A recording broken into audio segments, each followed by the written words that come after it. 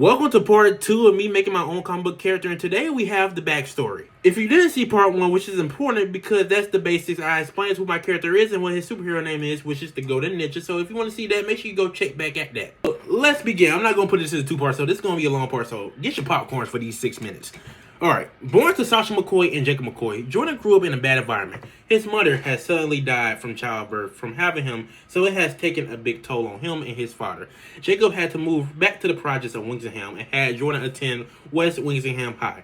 Gang violence is at large in Winsingham, but luckily for Jordan, he was a high school football standout. However, he was the quiet type and often had trouble making friends.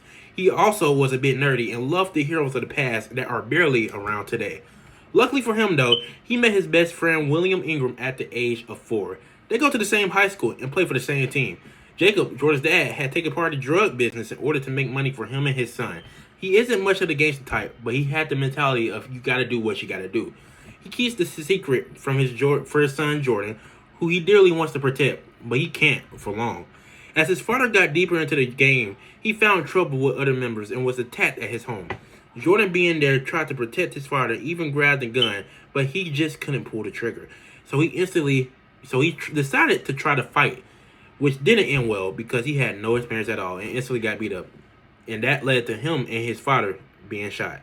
Jordan was shot in his knee and his father was shot in his shoulder. Luckily for them, though, police were nearby, so they were able to de-escalate things quickly before it got truly deadly. They were both taken to the hospital and released a night later. Jordan's knee has been completely shot and could have devastating effects to his football career.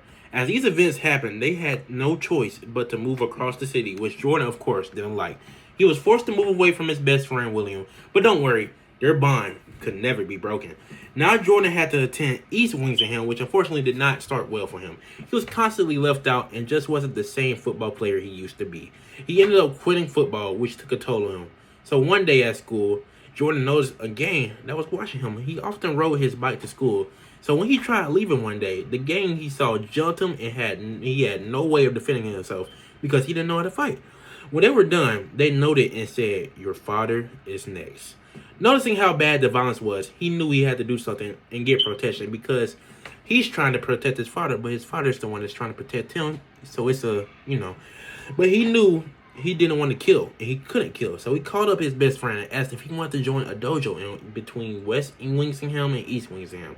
The first two were way too expensive for them, and the last one had too many members and couldn't allow any more. They discussed this in a grocery store, and somewhat luckily for them, a nice older-looking man offered to train them in the art of what he called Elio. He somehow already knows Jordan's name and wanted to take him under his wing, but only him. Jordan denied that and said he wanted William to be with him. But the man did not want that to happen, but eventually he agreed because he really wanted Jordan. They thought he was kidding, but the man gave them a card and told them they could only glance at it once. Without glancing, they headed out the store wondering if this was actually real. Jordan went back to William's house, and once they got there, they both agreed to glance to see what it was. They glanced and seen an address that stated 3415 Kingston Road, Winsingham. When they looked again, the address was suddenly gone. Jordan remembered it and told William to try to meet him there tomorrow. They meet up, and it seemed like a normal house, so they went up and knocked on the door to a very nice older lady who apparently already knew who they were and told them the older man is waiting for them downstairs. They head down there, and what they saw was a completely altering entire dojo in the house. There, the old man finally told him his name, which was Mr. Jen Francis. He immediately got to work with them and started attacking them to see where they were at, and of course, they both got beat up. So, of course, they needed a lot of work. So, cue the training. Jen taught them almost every technique in martial arts. It took Jordan only 3 months to master it, but William struggled. And one day, Jen took Jordan to the side and asked him to come an hour earlier than William. So Jordan agreed. So the next day, Jordan told William he would already be there and he didn't have to pick him up. What Jen told Jordan would alter his life forever. He explained how he used to be the famous hero, the White Ninja. He was a powerful ninja who protected Winsingham and above for many years. Jordan couldn't believe it because he was one of the heroes he adored the most. There was one thing Jen couldn't do though, which was to put on the headband of Elio.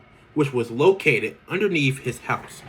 If he ever tried, darkness would reign over him and nearly control his body, which would have made him the Blackened Ninja, which is an evil yang from the Golden Ninja's yin.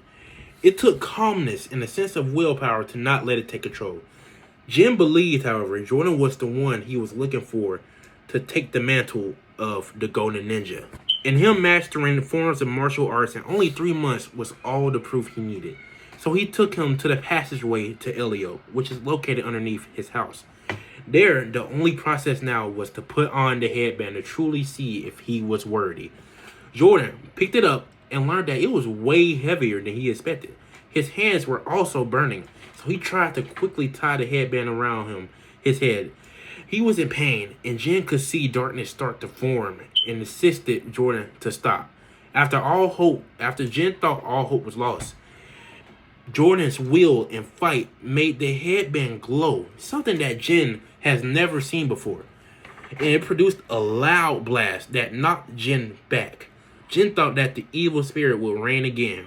But once he turned and looked to see what the being that he believes would be the light and peace awaiting him, eyes glowing and all, the headband of Elio shining on his skull was alive. And the Golden Ninja was born. Hey man, that's Jordan McCoy's The Golden Ninja's backstory. The next one is going to be the concept art for my character. And then after that, of course, we're going to get the script down for our very first comic book. I appreciate y'all for those who listen. Thank you. And I am very excited with y'all to join me for this journey of The Golden Ninja. Hey, hey.